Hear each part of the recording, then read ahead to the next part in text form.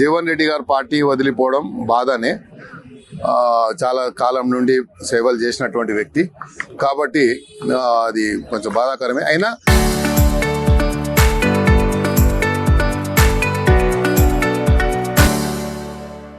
ముఖ్యమంత్రి గారు ఒక సందర్భంలో మేము కూర్చున్నప్పుడు ఆయన చాలా రకాలుగా ప్రయత్నం చేసి కన్విన్స్ చేయాలని ప్రయత్నం చేసిండు. ముఖ్యమంత్రి గారు ఒక మాట కూడా చెప్పాడు, మేము చాలా ఇంపార్టెంట్ లీడర్స్ అందరం కూర్చుంటే ముఖ్యమంత్రి గారితో నేను రాజ్యసభ ఇప్పియాలని నెక్స్ట్ దాంట్లో అని నేను ఆలోచించాను. తొందరపడ్డాడైనా నేను ట్రై చేశాను. అందరినీ శ్రీధర్ బాబు గారిని పంపించాను, పిసిసి ప్రెసిడెంట్ పంపించాను, చాలా మందిని పంపించాను. ఆయన తొందరపాటు చర్య చేస్తుండు.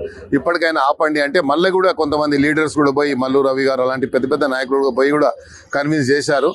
కానీ పొలిటికల్గా కొన్ని ఎమోషనల్ డిస్టెన్స్ చేసినప్పుడు అది సొసైటికల్ అటెంప్ట్ అయితే తప్ప ఇది కాదు. ఏదైనప్పటికీ ఆయన ఎక్కడున్నా బాగుండాలని కోరుకుంటాం. కూడా ప్రజాప్రతినిధులు ఉన్నప్పుడు మన బాధ్యత ఏంటంటే దోమలు ఉన్న చోట ఎక్కడ ఉన్నాయి అనేది ముందు మనము తెలుసుకోవాలి. ఇప్పుడు మా దగ్గర ఉన్నాయి కాబట్టి ఫాగింగ్ జరుగుతుంది. ఫాగింగ్ డిపార్ట్మెంట్ చాలా స్పష్టంగా ఆదేశాలు ఇచ్చారు.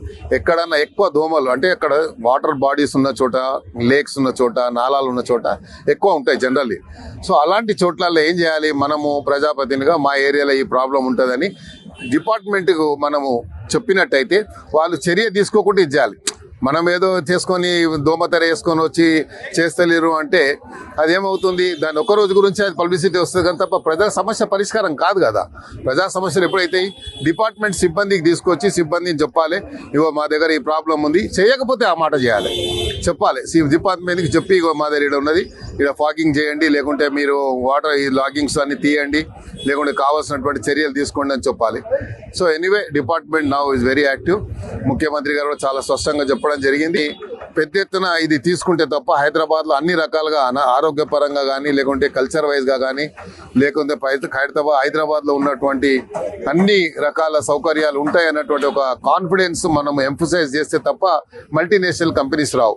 అదే ఆలోచనతో ముఖ్యమంత్రి గారు ఈ 99 రోజుల ప్రజాపాలనలో భాగంగా ఇలాంటి కార్యక్రమాలు తీసుకున్నందుకు మరి ప్రత్యేకంగా నేను ప్రియాంక గారికి ధన్యవాదాలు తెలియజేస్తూ ఖైరతాబాద్ ప్రజల తరఫున. సుధీర్ రెడ్డి గారు ఏమంటున్నారంటే ఆయన దోమతెర వేసుకొని వచ్చి అసలు సిటీలో అసలు దోమల నివారణ లేదు, అసలు డిపార్ట్మెంట్ పట్టించుకోవట్లేరు, అధికారులు. ఇప్పుడు రెండే విషయాలు. ఇప్పుడు మనం కూడా ప్రజాప్రతినిధులు ఉన్నప్పుడు మన బాధ్యత ఏంటంటే దోమలు ఉన్న చోట ఎక్కడ ఉన్నాయి అనేది ముందు మనము తెలుసుకోవాలి. ఇప్పుడు మా దగ్గర ఉన్నాయి కాబట్టి ఫాగింగ్ జరుగుతుంది. ఫాగింగ్ డిపార్ట్మెంట్ చాలా స్పష్టంగా ఆదేశాలు ఇచ్చారు. ఎక్కడన్నా ఎక్కువ దోమలు అంటే అక్కడ వాటర్ బాడీస్ ఉన్న చోట, లేక్స్ ఉన్న చోట, నాలాలు ఉన్న చోట ఎక్కువ ఉంటాయి జనరల్లీ.